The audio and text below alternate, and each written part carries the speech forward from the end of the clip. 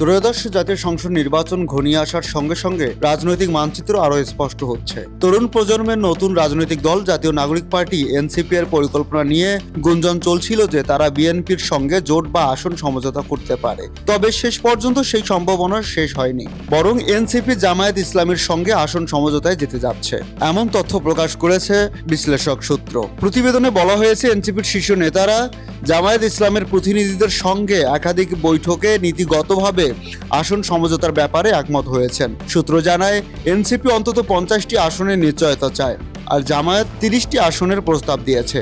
যদিও চূড়ান্ত সিদ্ধান্ত হয়নি, তবুও 30 থেকে 50টি আসনের মধ্যে সমঝোতা করার সম্ভাবনা রয়েছে।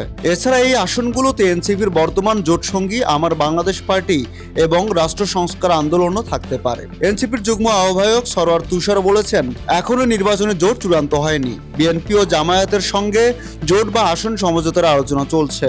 খুব দ্রুত আনুষ্ঠানিক ঘোষণা আসবে। এনসিপির মুখ্য সমন্বয়ক নাসিরউদ্দিন পাটোয়ারি সাংবাদিকদের জানান, অন্য কোনো রাজনৈতিক দলের সঙ্গে সমঝোতা হলেও এনসিপির প্রার্থীরা শাপলাকলি প্রতীকে নির্বাচন করবেন। অন্যদিকে ফেসবুকে এনসিপি জামায়াত জোটের খবর শেয়ার করেছেন বৈষম্য বিরোধী ছাত্র আন্দোলনের সাবেক সমন্বয়ক আব্দুল কাদের, যেখানে তিনি উল্লেখ করেছেন যে এনসিপি অবশেষে জামায়াতের সঙ্গে সরাসরি জোটে যাচ্ছে। আগামীকাল আনুষ্ঠানিক ঘোষণা আসার সম্ভাবনা রয়েছে। এছাড়া 30টি আসনের মধ্যে কারা প্রার্থী হবেন তা জামায়াতের পক্ষ থেকে একজনকে নির্ধারণ করার কথাও জানিয়ে দিয়েছেন তিনি।